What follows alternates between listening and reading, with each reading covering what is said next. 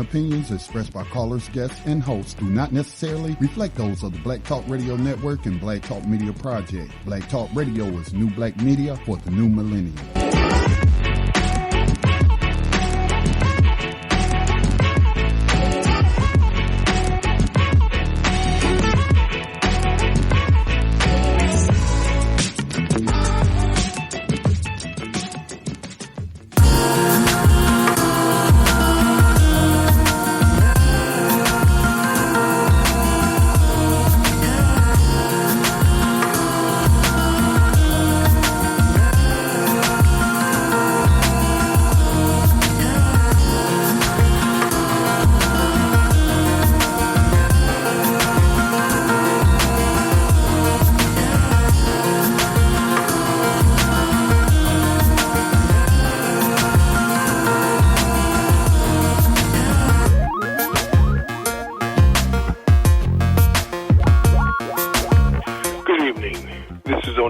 Weed, co-host of Race Treaty, that comes to you every Friday evening between the hours of 9 and 10 Eastern Standard Time.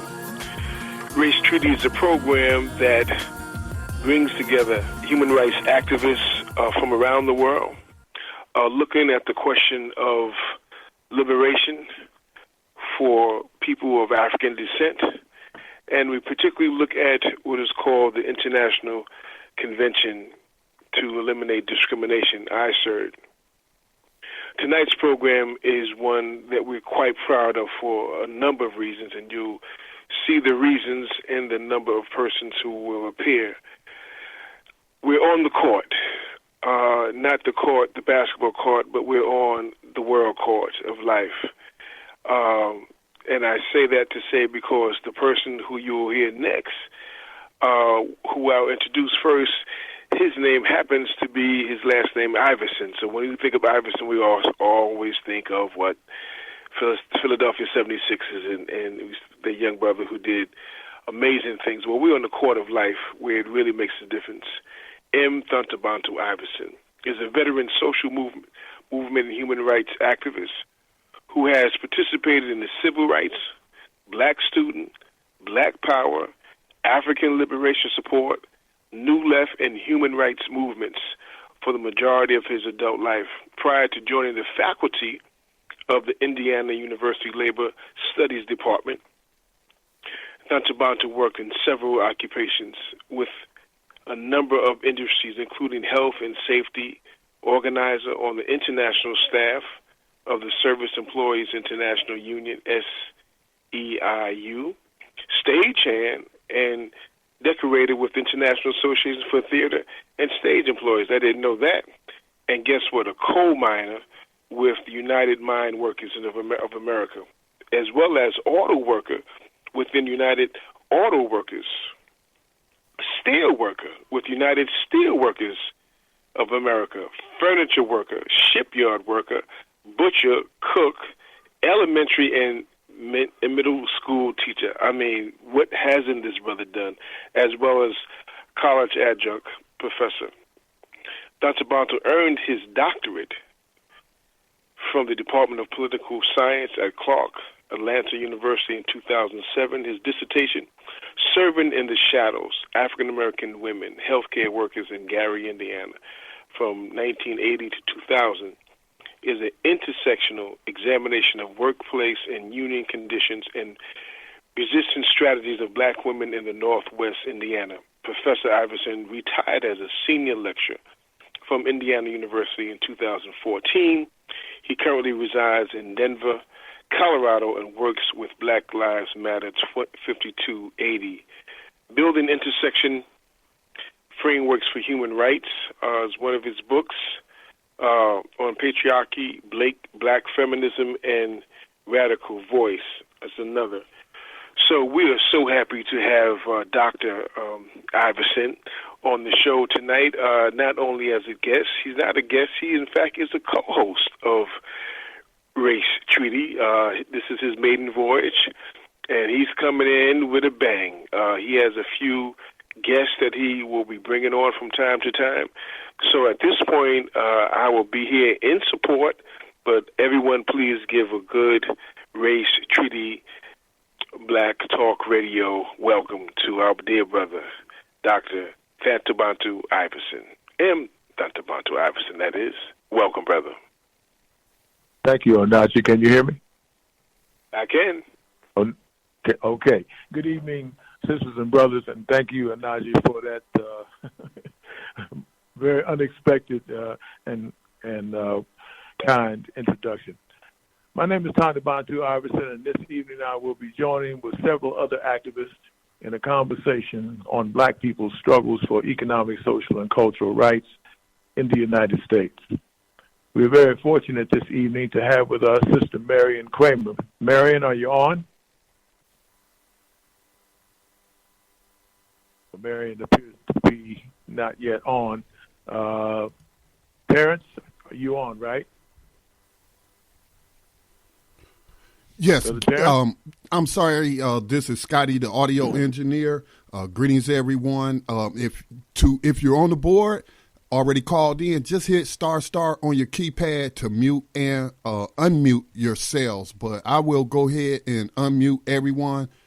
Let me go ahead and do that. Just please watch the background noise for the quality of the broadcast. All right. Everybody should be unmuted. Please take it away. Okay. Is this Marion? Can you hear me? All right. Yes, thank you, Marion. We hear you. All right. We have Sister Marion Kramer of Highland Park and Detroit, Michigan. Marion is a veteran political activist who was one of the founders of the National Welfare Rights Organization as well as the League of Revolutionary Black Workers. Marion is also currently active in the struggle for the human right to water in Michigan. Welcome, Marion. We also have Brother Terrence Courtney, a veteran organizer around labor rights and the rights of Black immigrants in Atlanta. Brother Terrence, are you on? Yes, sir, I'm here. Thank you. All right. Finally, we will be joined very shortly by Sister Felicia Griffin, who is the Executive Director of FRESC, Good Jobs, Strong Communities. Felicia has been working in metropolitan Denver for the past several years to confront the displacement of working-class communities due to so-called development and the enormous housing crisis here in Denver because of skyrocketing rents. Felicia will be joining us shortly. She had a family commitment she could not deny. So we'll be turning to our panel members very soon. But first, let me welcome everyone. And let me very quickly address a question that a number of folks have been asking lately, and then we'll get right into some discussion with Marion, Terrence, and then Felicia. People have been asking, what are economic, social, and cultural rights? And I just want to briefly just share some information with all of you. Economic, social, and cultural rights are those human rights relating to access to housing, food, water, health care, and education, the workplace, Social Security, family life, and participation in cultural life. In particular, we're talking about the right to an adequate standard of living, including the rights to food, the right to be free from hunger, the right to adequate housing, and the right to water and to clothing. Never thought we'd have to talk about people needing to have the right to water, but we're going to find out this evening how important that right actually is and how difficult it is to get it. We're also talking about workers' rights, including freedom from forced labor. We're talking about health and safety conditions, the right to join and form trade unions and to strike, the right to Social Security and social protection, including the right not to be denied Social Security coverage arbitrarily or unreasonably. Sound familiar, brothers and sisters? And the right to equal enjoyment of adequate protection in the event of unemployment, sickness, old age, or the likelihood of any other circumstances beyond one's control. So these are just some of the human rights that we're talking about. We might also mention the right to health, including the right to access to health facilities, which is such an important topic for discussion these days, and the right to education. Few, if any, of these rights are guaranteed by the U.S. Constitution, but these human rights are certainly some of the rights for which Black people in the United States have had to fight ever since we were brought here and changed. And these are some of the very rights that have been most deliberately denied to us since the onset in the 1970s of the corporate capitalist agenda to remove all obstacles to making the highest degree of profit, while also removing any and all protections that we had won throughout the decades of social movement struggles. Let's get right into our discussion with our panelists. Marion, let's come to you first, and then we'll come to parents with the same basic question.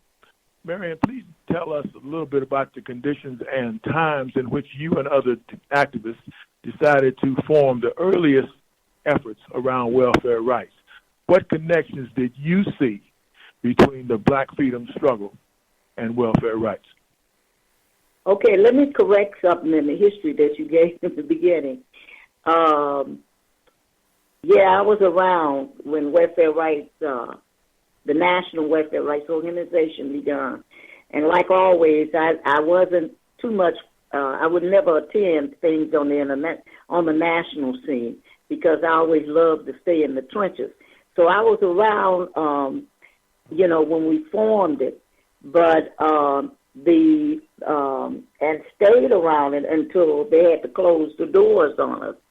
And I was privileged, but, you didn't see me out there. You didn't see me too much as far as in some of those pictures that they might have said these are the leaders of that particular movement. But back to the question that you asked. The conditions that gave rise to a National Welfare Rights Organization during that period of time was that, we were just coming out of the Civil Rights Movement that had laid the groundwork and demanded for certain reforms to be won by people that had begun to, particularly blacks being in the forefront, fighting for those concessions, such as better housing, such as better education, all the stuff that you have named. And we also, we wasn't on it on the national scene. You didn't see us among the women's movement and stuff, but we were fighting for some of the same things and more. I think we fought even much more because we were fighting to eliminate poverty. And it is what led a lot of the women at that particular time into this.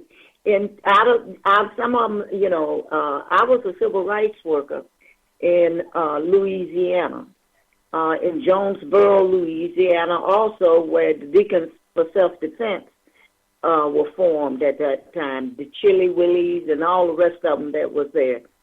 And, even at that time, the connection was being made to the North as to look, and people coming down, to help us to and engage in some of those fights that we were involved in, against the clans, against the system which was perpetrating a lot of the stuff in order even at that time, which was not on the news, around Jonesboro and other places, while we in the civil rights movement, one thing that was happening was there was factories that were moving down there.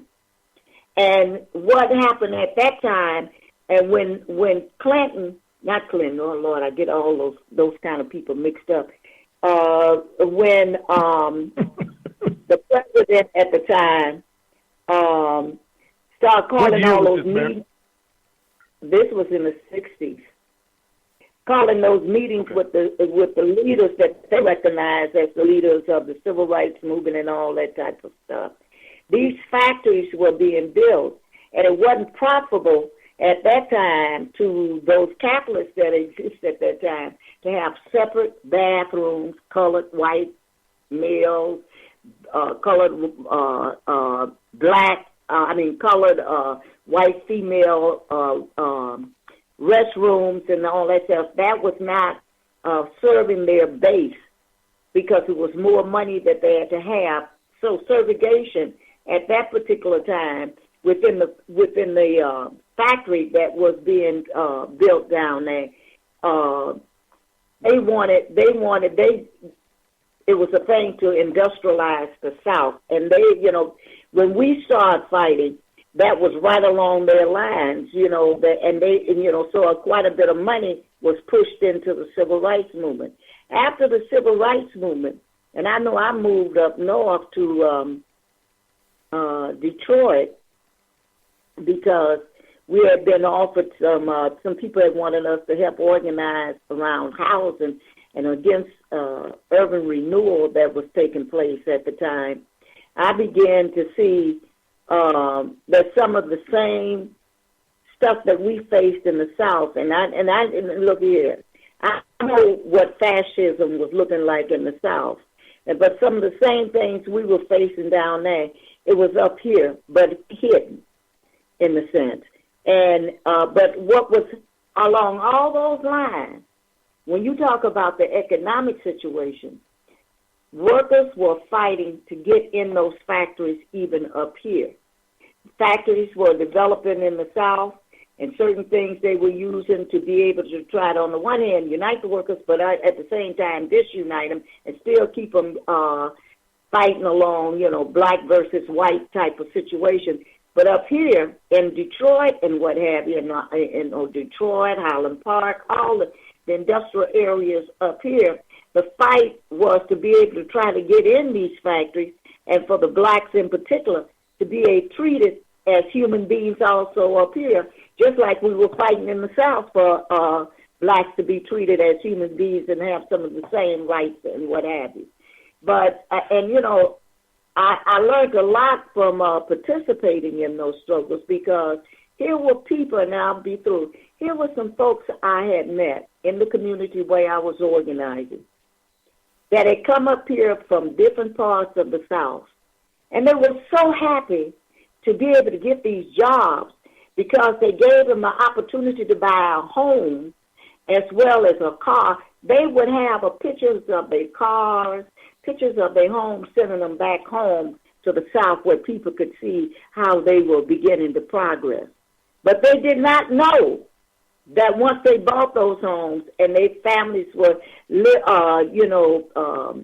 working hard and then making sure that their children would have something when they died, that they were about to face urban renewal. Urban renewal out of those communities, because the areas that they had ended up building their homes or buying their homes, what the capitalists needed to expand such educational institutions like Wayne State and what have you, and all those areas were rezoned for Wayne State to be able to do what was necessary in order to expand what was needed at that particular time, because Wayne State and a lot of these universities are tied right in with these capitalist class to do some of their technology work. And so we ended up fight up here also around the economic base that we were facing. All right, Sister Marion, thank you. Thank you for that very informative thumbnail sketch. I'm going to get right back with you. Brother Terrence, let's get you in on this conversation as well. What were some of the conditions that led you to begin to fight around labor rights? I believe you were in California when you and I met about 20 years ago. Well, brother, I'd like to even back up further than that. Okay, go ahead. The sister's comments really ring true to me, and in many ways, the narrative she lays out is the prelude to the story I want to share, where I really got involved in my kind of what you might call social justice, human rights activism, just after the laws, a series of laws and policies that were passed by Bill Clinton in the late 90s, 96, 97, that essentially laid what one might call the high watermarks for the neoliberal agenda propagated by both parties, both Democrats and Republicans. What you had is a situation that we all are familiar with, where Clinton and his co-conspirators in the Republican Party passed a series of laws like so-called welfare reform, the policing and mass incarceration laws that laid the groundwork for much of our mass incarceration situation today, and the series of draconian immigrant rights laws that set the stage for the disenfranchisement of undocumented communities. I really got involved in the aftermath of all of that, as in many ways for personal reasons, where, like Brother Tandabantu, I had working class jobs, and I was downsized, which really ignited a fire within me because I went through some personal travails because of that. And that moved me to really think deeper about the rights of workers. And quite frankly, before that, I didn't know much about workers' rights or human rights or even unionism.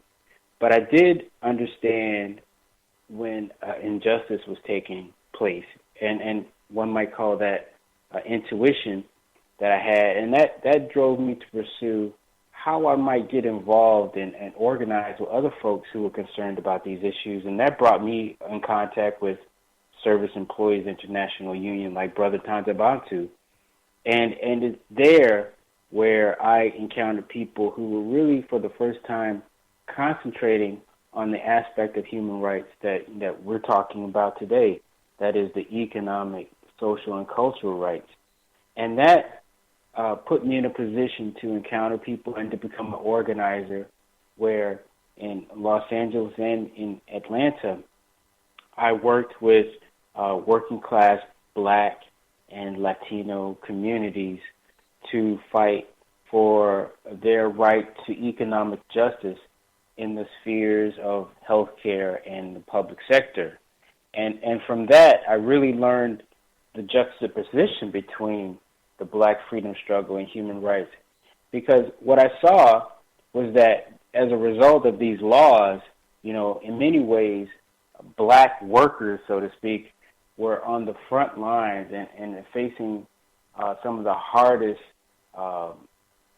executions of these laws. When you talk about welfare reform, you're talking about basically forcing working class Black women into low-paying jobs to satisfy the neoliberal drive for greater and greater profit extraction.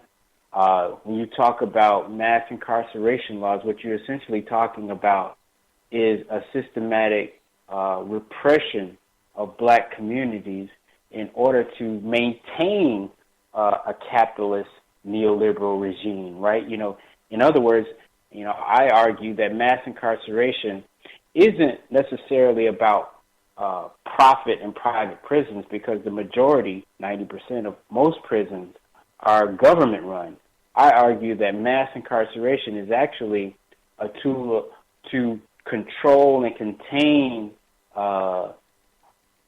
communities like ours, Black communities who are potential revolutionaries, right? If you could control and contain these communities through mass incarceration and hyper-policing, then you're better able to maintain this neoliberal regime. And finally, when you talk about the laws that have set the stage for, immigrant rights repression here, that also was a part, because I argue that in many ways, U.S.-born Africans are in the same boat that foreign-born immigrants. That is to say that, when you think about it, U.S.-born African Americans don't really have the luxury of saying, well, we are citizens, because everywhere you look, we always have to fight for our so-called civil rights. We always are faced with conditions where our so-called civil rights are taken away from us, or we're somehow disenfranchised. So I actually don't believe that U.S.-born people of African descent are really considered citizens by the United States. And that opinion is based on practice, not any kind of fluffy idealism. So that really spurred me, and that connected the dots for me, and that really set me on a trajectory where I started organizing in Los Angeles, California, around economic and social justice. And then I came back to Atlanta, and I co-founded a couple of organizations, one of which was the local chapter of Atlanta Jobs for Justice, where we brought together civil rights organizations, human rights organizations, student groups, unions, and faith organizations to challenge various examples of violations to our economic, social, and cultural rights. Afterwards, I co-founded an organization of which I'm still a part of called the Atlanta Public Sector Alliance, where we specifically targeted what we call the public good. And what I'm talking about is we saw that in order to help beat back a neoliberal regime whose one aspect of its strategy was to transfer public wealth, that is public infrastructure, public taxes, public goods to private hands. We fought against that on the fronts of issues related to health care, issues related to our right to education, our right to housing, our right to good jobs, our right to public transportation. I mean, one of the cornerstones of our piece that I think was exceptional is that in the 21st century, we argue that public transportation, high quality public transportation, is a human right, right? And that is corroborated, I think, by Article 13 of the Human Rights Doctrine that talks about how human beings have the right to move freely throughout the globe without interference. So that put me on the trajectory that I still am on, and I want to more about that as the show goes on. Thank you very much, Brother Terrence. Sister Felicia, are you on? She has not yet. I don't believe Sister Felicia has joined us as yet. So let's go back to Marion for just a moment. Marion, please tell our listening audience a little bit about how you got involved in the fight for the human right to water in Highland Park, in Detroit, and in Flint, Michigan. Let me start off. Dante Bantu, you know you're going to have to guide me to what you want. we could stay all night long. I sent you.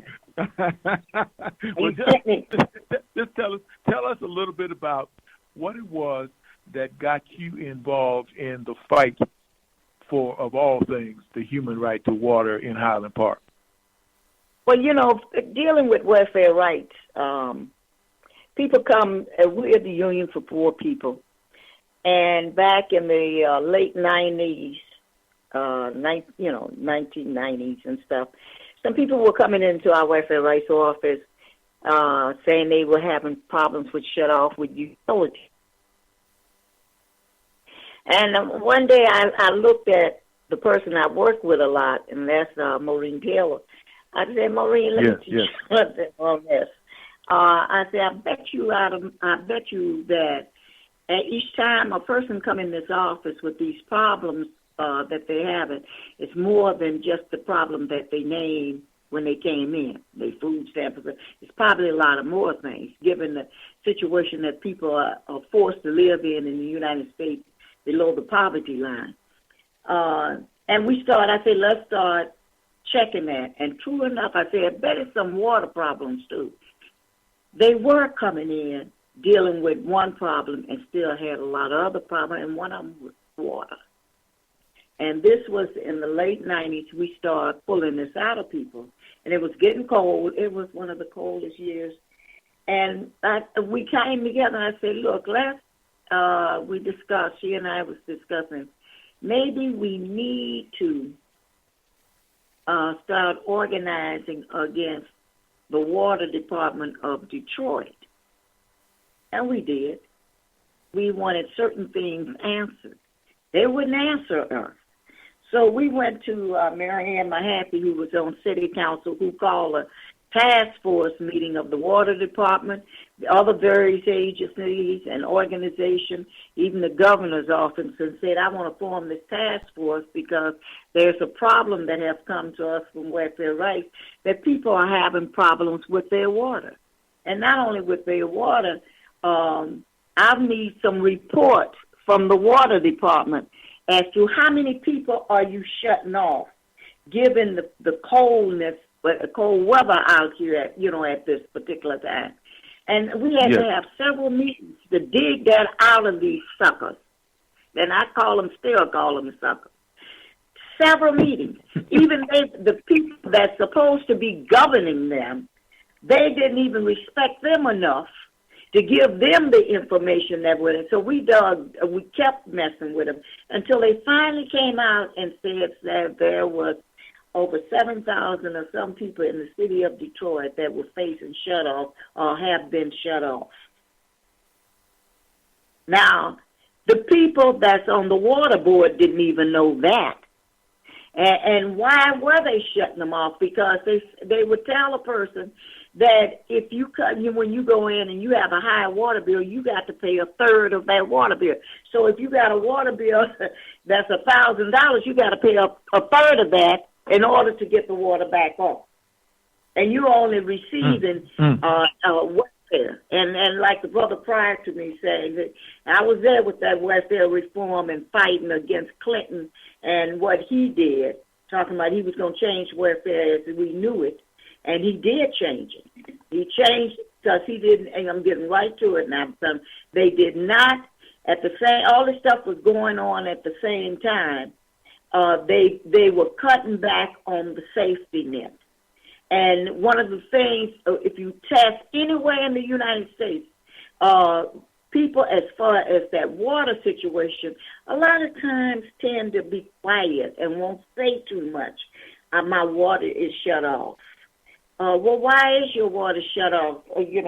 Well, I didn't pay my bill. Well, how much do you get from the welfare department? Did you go in there to apply for emergency needs, the emergency program or anything like that? Yes, and they said they can't pay but $80-some. But my water bill, $90-some. My water bill is $500. We had to. Those are some of the problems we were being presented with. We were being presented with the fact that people were afraid that their children would be snatched. Because if you don't have water and you don't have also other utilities at the same time, then they snatch those kids saying that they're living in a dangerous situation. And this was not coming out, but the movement has been bringing that out. Furthermore, we...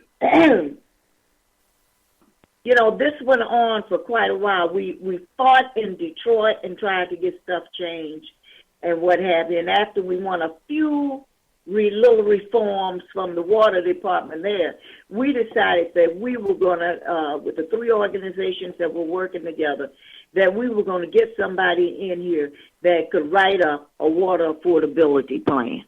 We went all the way to Boston and found this attorney, fundraised for that, and brought him in. And this man dug deep and came forth with a water affordability plan. And look, if we'd had probably some pistols at that time, it would have probably been a shootout at the OK Corral, because the water department was not going to implement that kind of program. And we're still fighting that. Because what the key thing, what we started exposing in Detroit was that here you have all these corporations, and they hardly don't even pay a water bill, but yet still you would cut all these people in Detroit water off and not cut off the corporation water.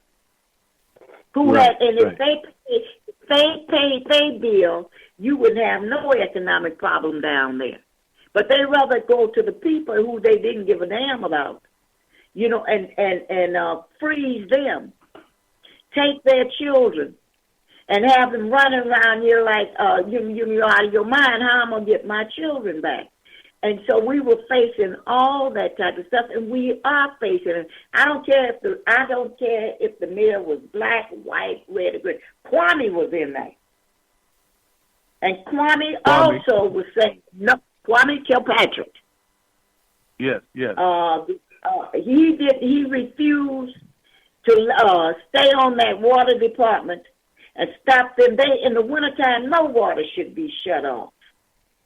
And in fact, if people don't have no money, why they don't have any money? Because they don't need them to work like they used to here. Not only just here, technology has advanced to the point that people are not needed as much as that they needed at one time in these factories. These factories, at one time they used to, when they began to bring those robots and stuff, and that was to enhance the ability of the worker to produce more. Now the robots are there, and the worker enhanced the robots to produce more. So, here you have workers I'm talking about workers in the factory that are also facing some of these problems. But they keep it quiet because we have been taught in society we're not going to let people know if we're having some of these problems because it makes me look bad. But we're constantly fighting to bring it out, Mary? Yes, let me just ask this. Did you not, all of you who are fighting around this issue in Detroit and Highland Park, did you not fairly recently have some sort of an international representative of the United Nations offer an assessment of the situation in Highland Park and Detroit? Dr. Monte, we done everything. Everything. Well, yeah, I know, but our audience needs to know that we are fighting. Okay. We have not only brought the UN and got the UN to come in here and to evaluate the situation in Detroit as well as Highland Park. But they wrote it up. You can get a report of the visit to Detroit. And plus they looked at housing when they were here. Because right now Detroit's got so many vacant lots that you could bring Boston in here and lose it. When Flint's situation went down, and the fact that they didn't move the people in Flint out of that situation like they have done with people in Fraser, Michigan here, and they could have brought people up here to live in Detroit until they got Flint, if they wanted Flint to be, rebuilt and what have you. They would have had access to good water. They would have had access to the fact that they would have had heat and all that type of stuff. And those kids probably wouldn't have been contaminated like they are now. Now, they didn't do that for Flint. Because Flint like Detroit, Flint like Highland Park, Flint like Benton Harbor, Flint like Inkster, Michigan, all of us have had emergency managers over us that have sold off anything the cities might own and give the corporation the opportunity to do what the hell they want to here. We have been robbed of campgrounds. We have been robbed of the zoos and everything that the cities might, own. The the jewel of Detroit was Belle Isle, where the workers and their families would go out there in the summertime. You'd be out there all night fishing or having a party. They have sold that. They have let the state take that over for 99 years, and we have to pay now to go on Belle Isle. So everything that has been on the back of the workers and that we have won over the years, whether it was against environmental injustice in the factory or in the community, they have begun to take and erase it from the books. And you find out about it later on. And the key thing, the most important thing, like when you look at Flint, up there, they have been, the corporation up there, they have been stealing land for the longest, trying to get that pipeline to come through there and doing all this fracking because you need water to do fracking. Yeah. And they've been stealing land up there and killing off the people up there because a lot of those people have not still living like that with those rusty ass pipes coming in and out. We don't know. We got to do the same thing here, even in Highland Park in Detroit, and that is run some more tests on folks to find out how much effect that. And I leave you with this because I can go on all night. There, here in Highland Park, the graveyard of Henry Ford, then he built a pumping station when he was building the first assembly line over here.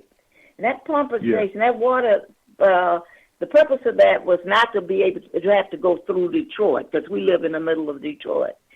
And they've been trying to get that water ever since the assembly line was shut down years ago. But when I say they, I mean Detroit, to consolidate Highland Park into Detroit. And they have gotten rid of everything over here that meant something to the people here. And housing and everything. You can't hardly afford the housing. Let's more on the water. Then we're in a big fight here now to try to get our water back, be control of our own water. You don't pay your property taxes. You don't pay your property taxes. It's immediately transferred to your water bill. So not only will they be able to take your house from you, but at the same time set you out based on the fact that you can't pay the water bill and you can't pay the taxes. So therefore, they have moved to evict a lot of people, and a lot of these young people can't afford these houses no more. And so what we're looking at, what kind of reforms could we fight for to be able to stop this wave that is taking place throughout Michigan right now? They are illegally, and I'll leave you with this, City of Highland Park had the best school system in the state. And mainly Highland Park is, percentage-wise, is mainly all black. But that ain't what I'm looking at right now. And that is that because they did it to another place that was mainly all white, and they didn't put it in the news. They changed all our whole school system to charter schools. Only 80% to 90% of the children in those schools now are from children from around the metropolitan area and Highland. None of the children in Highland Park go to those schools. But we are made to pay the property tax for these schools that our own kids do not attend. Now, Marion, you have given us you've given us a tremendous amount to think about. I want you to hold off just for just a moment because I know Terrence is going to have to be leaving in about 15 or 20 minutes. So let me switch over to Brother Terrence. Terrence, talk about your struggle. I mean, Marion has talked very, very, very much about the attack on the public good of water in the state of Michigan. Does any of that sound familiar to you, looking at the conditions in which the Atlanta struggle has been developing for public good? Well, absolutely. I mean, not necessarily, word for word in terms of the water issue, because right. As of yet, has not come to the fore. But I mean, essentially, what she's talking about is how capitalism's latest strategy, called neoliberalism, is actually excavating and extracting and decimating public infrastructure, public health, public water, you name it. These public goods, which are, in other words, human rights. For profit. And the same is taking place throughout the United States, but I'll just talk about Atlanta, for example, where here in Atlanta, the city where in 1935 Franklin Delano Roosevelt was forced to experiment with a project for public housing. In 1935, because of the enormous organization and protest of left activists forcing the administration to the left, he realized that the human right, though it wasn't called the human right at that time, but we realize that now, the human right to housing had to be dealt with. So he experimented with a project in Atlanta called public housing, and it was called Techwood Homes, and from there it spread throughout the nation. Well, here in Atlanta now, there is no public housing whatsoever. People have been forced into private markets through the use of so-called vouchers.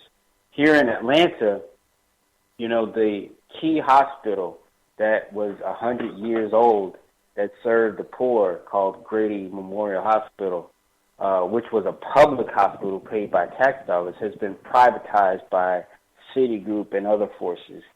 Here in Atlanta, when you talk about a city mired in deep traffic and road and infrastructure problems, we lack adequate public transportation, which we argue is a public right as well. Public transit is very limited. Here in Atlanta, when you talk about public schools, just like the sister before me talked about, charter school proliferation is abound.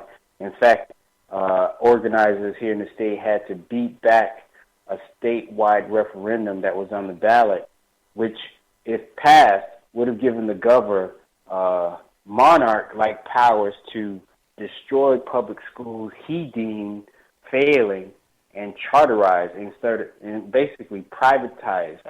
I don't consider charter schools public schools. They're really private charter schools that use public dollars to resource themselves.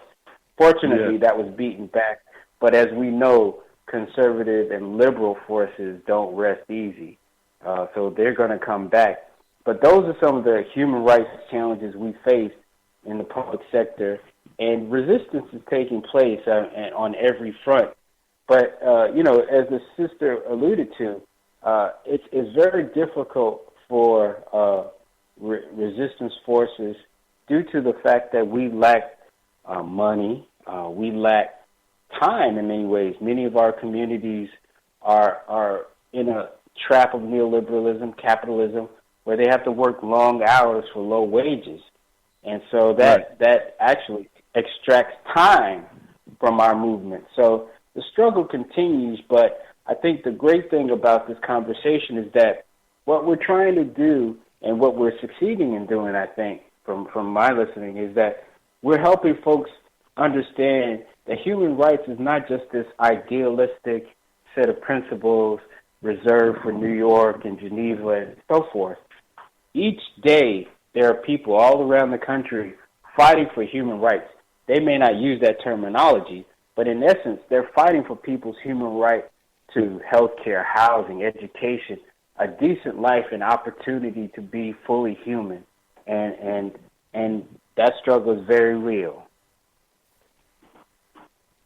In the time that you have left, Terrence, and then I'll give the same question to Marion and hope that Felicia is on board with us.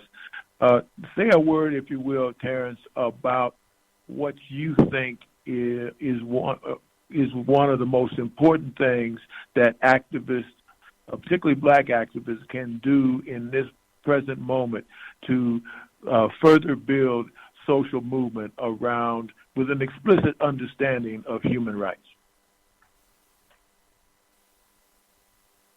Brother, that is the key question for our time, and with as much modesty as I can put forward, I do think I have some ideas, and I think one of the things that we have to struggle with at this moment in time are the questions of base building and strategy.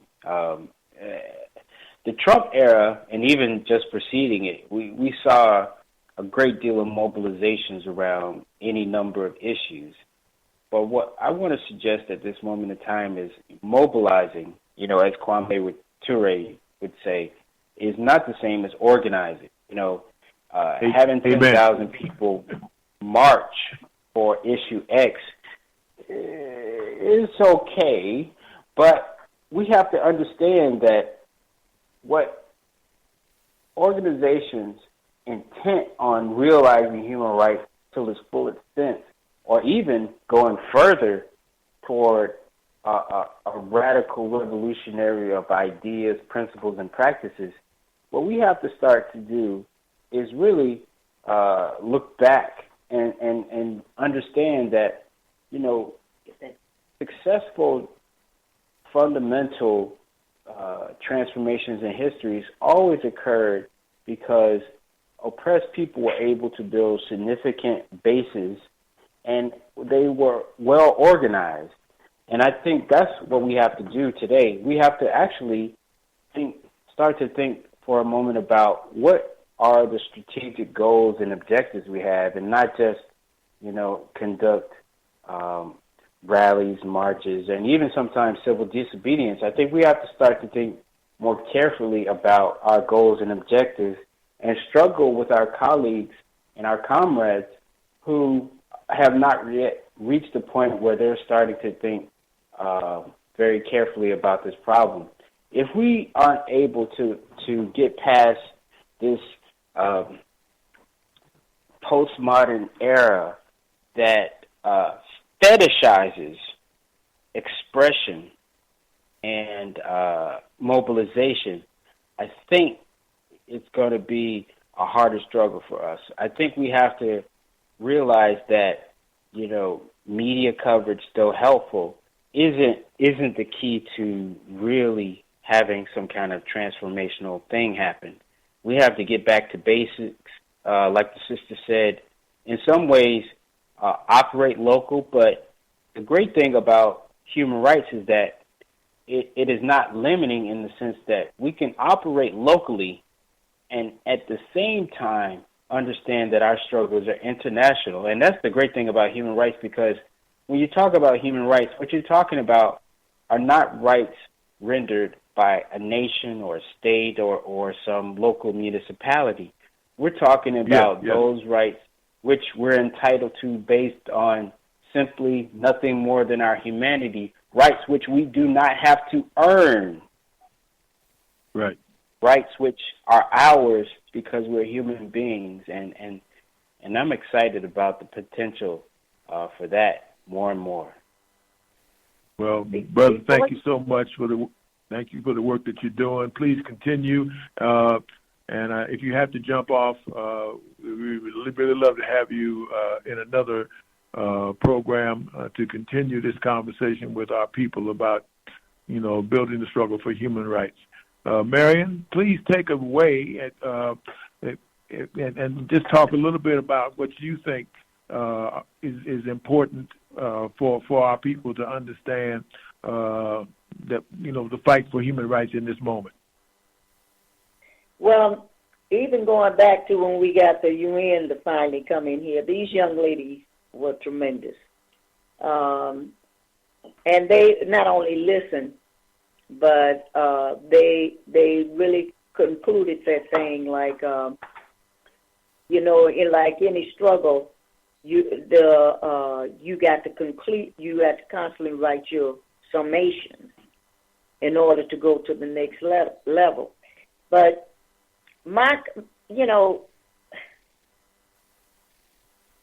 this human rights fight.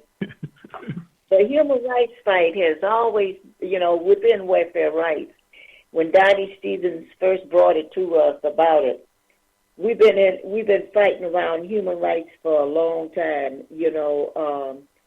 I know the National Welfare Rights Union that we founded years later. We had like a 6-point program, and it was all based on our understanding of human rights. That number one, we should have the rights that's implemented to the universal health care, knocking out all these damn corporations, capitalist corporations and stuff like that.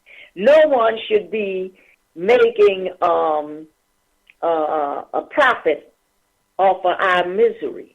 You know, you understand what I'm saying? It lays and it lays the foundation for us to even have more jobs. The doctors could work freely, but at the same time, dedicated to the public and that type of stuff. So, you know, those are the type and I want to bring that up, the different things that we talked about, housing, education, the same thing we've always talking about when it comes down to human rights. This should be a basic right everywhere. In the last few years, the struggle around and human rights because people more and more are becoming aware of this, have united quite a few people together. I know around this water question, we've been on with folks I never thought we would be on with, you know. But first of all, and I agree with this brother about the whole question of I've preached this a lot in the past about mobilization and organization, you know, organizing. Because when you look at that, you know, in order for people to understand that, they got to be educated. I do believe political education.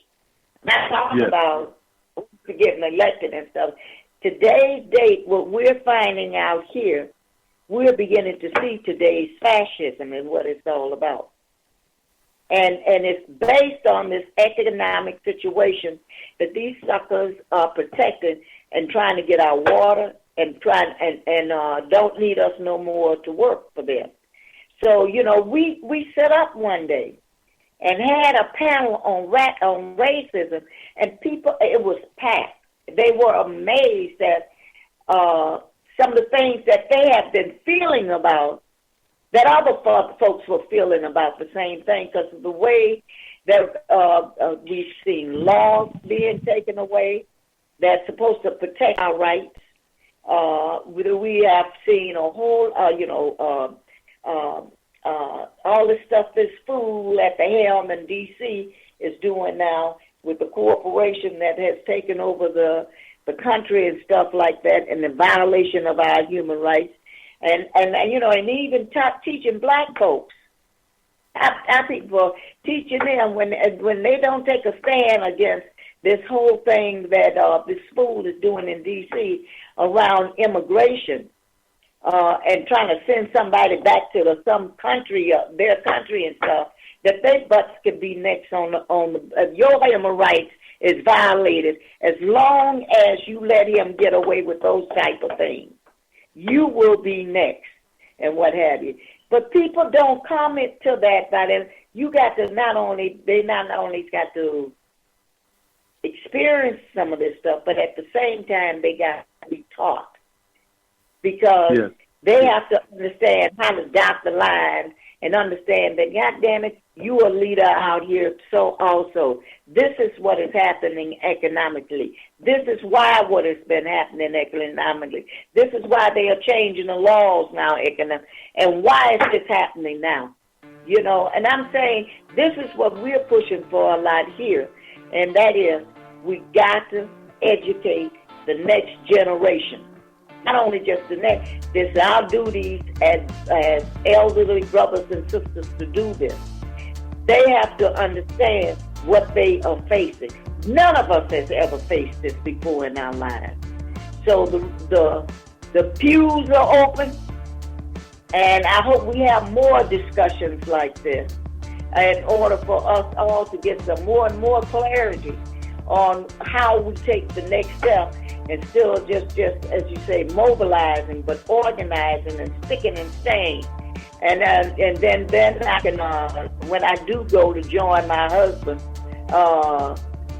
General, at least I could say I did all I could do.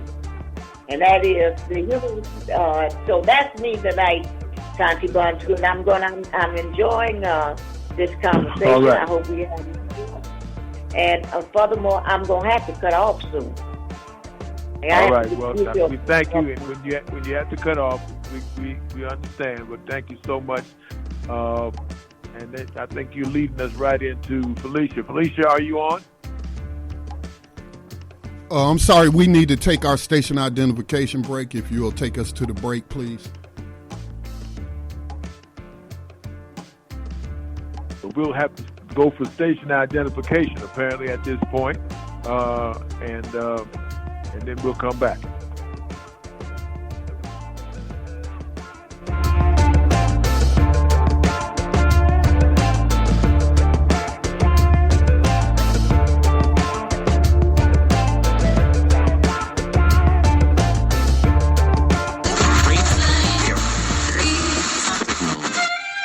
No, I'm not a writer. Okay.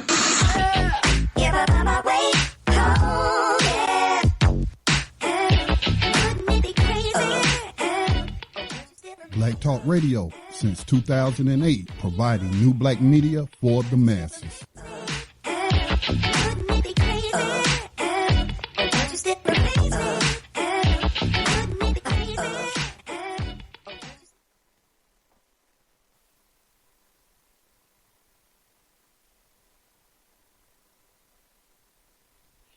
And we are back. You're tuned in to Race Treaty on the Black Talk Radio Network. Join us every Friday night for a live broadcast at 9 o'clock p.m. Eastern Time.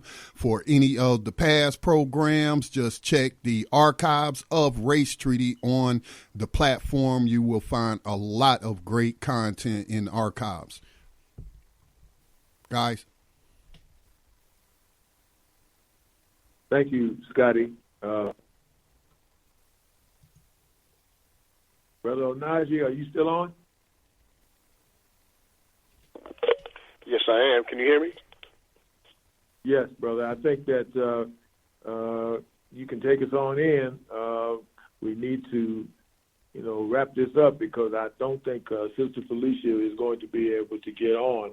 And I think we just about exhausted the content we have for this evening, but I certainly hope that we can do this next week and perhaps have even some more programs dedicated to this because, as you can see, our people are experiencing some horrendous situations, but then again, our people are putting up a hell of a fight, and we have much more fight in us as we look forward. Yes. The two guests gave us a good historical framework to look at what's happening with to our people and how capitalism is attempting to extract the marrow, the marrow, not just the blood, but the marrow from our bones. So yes. It is so important for us to continue to organize, and organizing is connecting people, making sure that people's problems and obstacles they are faced that's put in their way by capitalism is in fact communicated and organized around. The power is with the people. We heard some victories, some hard-fought and hard-won victories over the years, but it's always a question of remaining vigilant so those victories won't go away, and how these backdoor, closed-door, backroom deals are being made, and when they get surfaced, that's when we find out, the thief has gone, come in the night, has stolen what he wanted and left out. So we have to stay vigilant. To the listening audience, we want you to stay connected. Let folks know about this program every Friday. This is not just a question of talking; it's a question of organizing. So we need absolutely folks to be aware of how these people in different places are organizing, and that we will continue to fight and we will win. Brother Irvin Davis said, we will win only if we continue to struggle. Promote to Tashinda. And that's where we are right now. So we're looking at the very basics of life. We're talking about water. We're talking about food. We're talking about housing. We're talking about the rights. Brother Anad? Yes, sir. Brother Najee, I think Sister Felicia just came on. She had a family obligation, but I believe she has just joined us. Maybe she can offer a few words as we're, headed toward the house. Felicia? Well, yeah, we have another hour if she has the time, if you have the time. So we took a station break, which is customary when we do 2 hours like this. So if she has the time, we can definitely give her the opportunity to speak, to share with us what's going on in her part of the woods. All right, Felicia, are you on? I sure am. Good evening, everyone. Can you hear me? Good evening. Yes, we can hear you very clearly. Thank you for making the effort to join us this evening. We just had Marion Kramer from Detroit and Terrence Courtney from Atlanta talking about the violations of human rights that they are witnessing and experiencing in those areas of the country. And they also have helped us to begin to understand much more about the struggles that people are waging in those areas for the respect and protection and fulfillment of our human rights. You have been one of the most instrumental people here in the Metro Denver area fighting for human rights. And if you will, Felicia, tell us a little bit about the conditions that prompted you to become involved with FRESC, fighting for good jobs and strong communities here. Right. Well, I guess I could say this struggle is in my DNA. My father was a Black Panther and my mom a hippie and met in the civil rights movement. So even though I tried to dodge this bullet and go into the private sector, it caught me about 15 years ago. And I've been dedicating my career and my life to social justice ever since then. I would say that,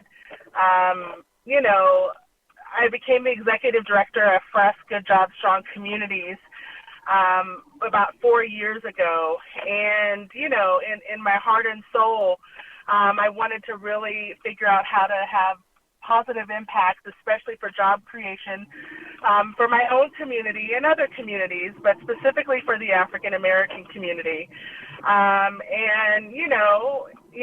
Really had my eye on several policies, raising minimum wage, really looking at the trades and apprenticeship programs and seeing how we can open the doors to jobs that pay living wages. And so I would say, where I was at then was really focused on policy development and policy creation. But, over the last couple years, even before our new administration took over, we've been hit with a housing crisis that, really has, even though it's not a direct target, it feels like a direct target and war on African American community in Denver. I moved here when I was 11 years old. We had strong showing in the center of the city and in other parts of the city. I just heard some stats lately that the census is probably going to show the African American community in Denver down from like 11% to something like 1 or 2%. It's our folks that have been moved out of the city, either to the fringes and the suburbs, or even out of the state because it's unaffordable, and because our neighborhoods have been targeted for gentrification and resettlement of white community from the suburbs. And so, I feel like we're at war. My organization is a hybrid organization and does policy and organizing. And it has been extremely hard to find our people. Our people are not, our traditional. No, just listen. We've got one, which is a professional neighborhood, where a lot of our teachers and our law enforcement officers and our federal employees live. But there is almost nowhere in the city where you can go and feel our culture and the African American presence. So that's why this call was really exciting to me. I don't think I have an hour of content for you tonight, but our community, especially in Colorado, is in crisis. We have dedicated this year because of that, and also because of the new administration that threatens to totally diminish our democracy and our freedom, to organizing. We feel like that is going to be the power and the magic bullet that we need. We need to build power in communities of color, especially the African American community. So that's kind of an intro of where we are.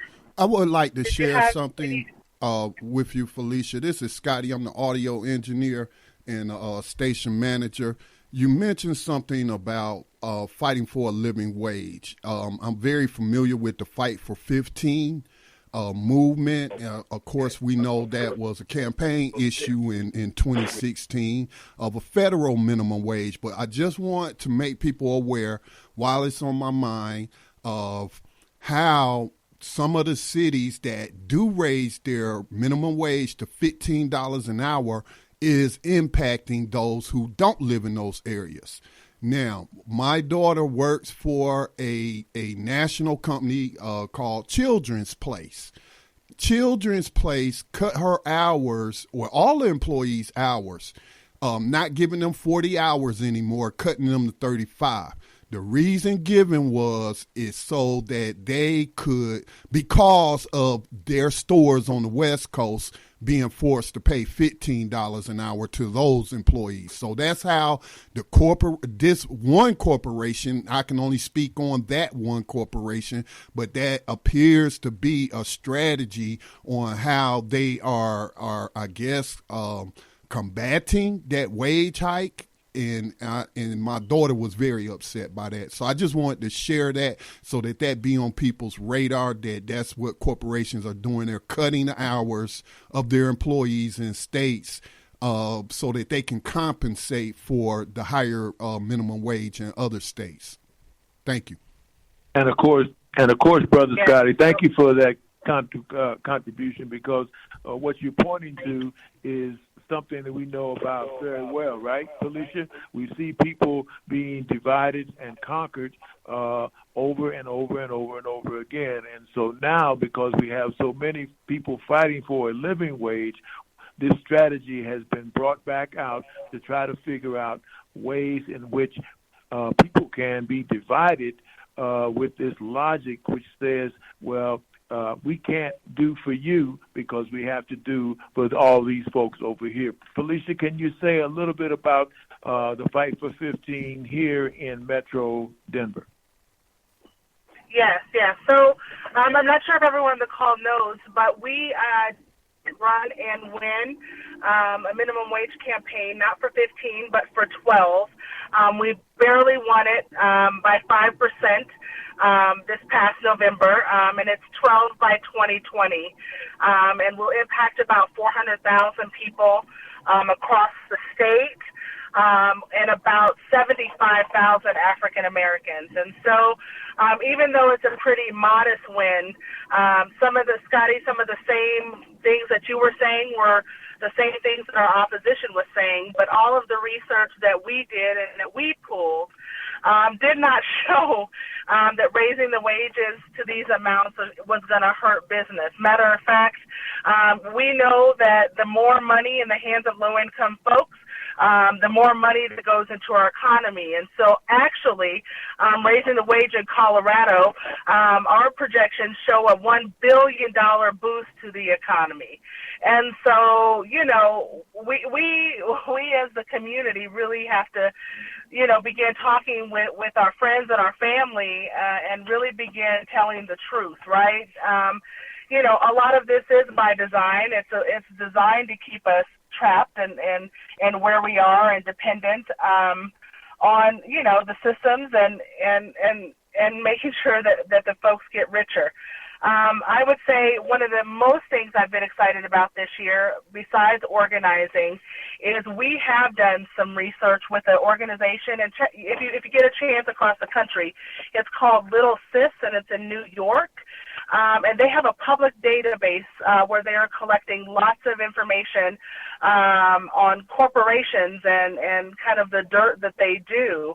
And so we ended up doing some research in Colorado about about some corporations that we're calling the Bad 11, that are bad for low-income communities, bad for people of color, bad for it's new. It's very new for us, but we've had 2 corporate targets this year, Goldman Sachs and Disney, and we also called out folks that were potentially building the new wall between Mexico and the United States. And so, one thing that we've learned is that we have really got to begin. We spend a lot of time punching on our legislators and our elected officials, but we got to look up and see who the puppet masters really are, right? And I totally agree with the brother that said, it's the corporations. And I don't know how you can sit there and cut people's hours when you're still making millions and billions of dollars in profits. And so when we talk about our human rights and our humanity, they're lost, right? And we have got to rebuild and regain them. And what's really interesting to me as well, Brother Tantabantu was in a meeting with us where there were some community members and lots of union members, so folks from all facets of community, right, and also different income spectrums, right? And everyone was in small groups, but almost every group, is starving and looking for, how we restore our humanity and our human rights. Like, this is resonating with real people. And so how do we turn this into a movement? And also, how do we turn it into a movement for people of African descent? we have got to bridge our elders and our young folks together. So the NAACP and Black Lives Matter, we have got to build a bridge because, the only way that we're going to make it is together. And it's time. It's time for the next civil rights movement, whatever we end up calling it. But it's really to fight. We're fighting for our very lives. Felicia, I think you have brought us to a point where we can be reminded of what Dr. King was saying before he was murdered. In the 2 or 3 years before his untimely assassination, Dr. King had reached the point where he was saying, Felicia, essentially what you are saying now. He was saying that that people in this country face a cruel and unjust system. And Dr. King made the point, and it made him very unpopular with a number of people. As a matter of fact, Dr. Vincent Harding wrote a book about Dr. King, The Inconvenient Hero. And the Dr. King who talked about the dream in the early 60s, that's the Dr. King that many people want to hold on to. But Felicia, I think what you have said and what Terrence has said and what Brother Scotty and what Sister Marion have pointed out, I think comes up to where Dr. King was when he died, when he was calling for a poor people's campaign that would bring together all people from all walks of life, but mainly talking about the dispossessed, the wretched of the United States, the underprivileged, the oppressed, and telling us that we had to have a revolution, not only a revolution of value, but a revolution of political structures that deny us our human rights every single day. And so I think we've pretty much come to a point where we need to look toward our next program, where we will be continuing our discussion about economic, social, and cultural rights. Thank you so much, Sister Felicia. Thank you, Scotty, for the technical and the political education content. And please, Brother Onaji, close us out. Well, I want to thank all our guests and also thank you, Brother Tantabantu. This has been indeed a groundbreaking show. You came in as a co-host, and you just took control and just took it to a higher level. And that's what we want to do.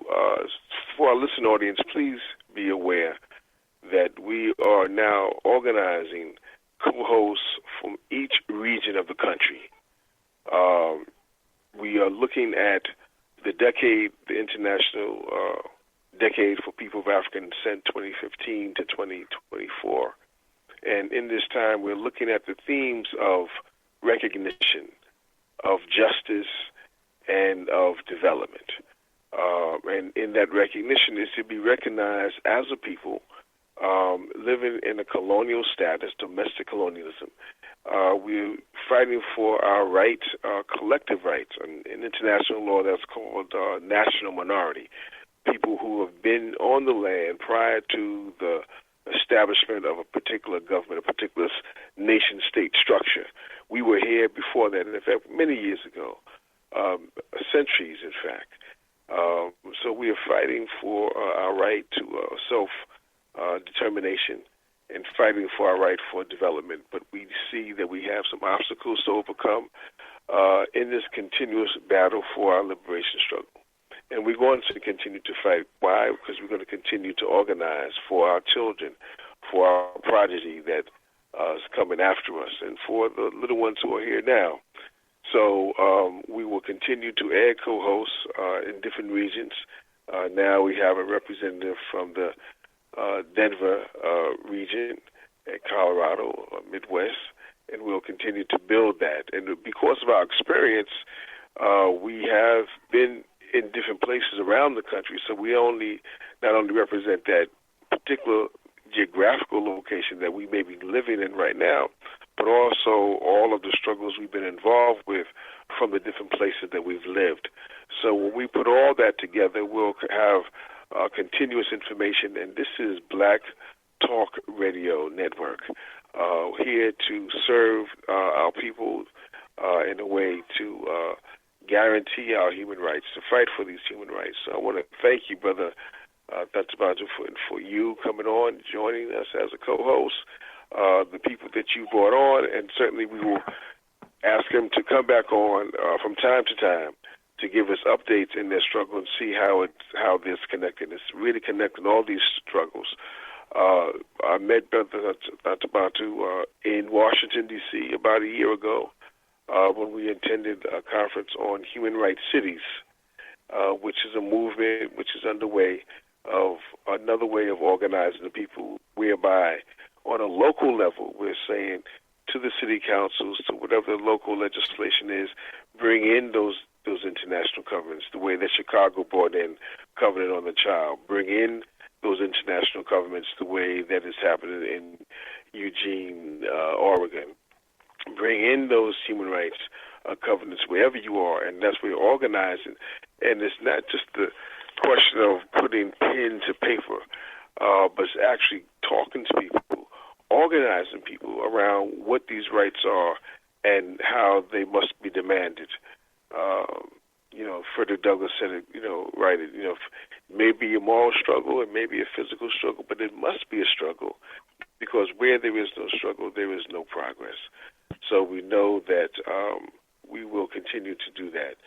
So I'd like to thank our co-hosts on this first program, but guess what? There's going to be a part 2 next week. So all of you, tell your friends, tell your family, tell all of your co-workers to listen in next week as we continue this conversation on economic and cultural rights for our people. And to the listening audience, I'd like to say thank you. Tune in next week and have a good night.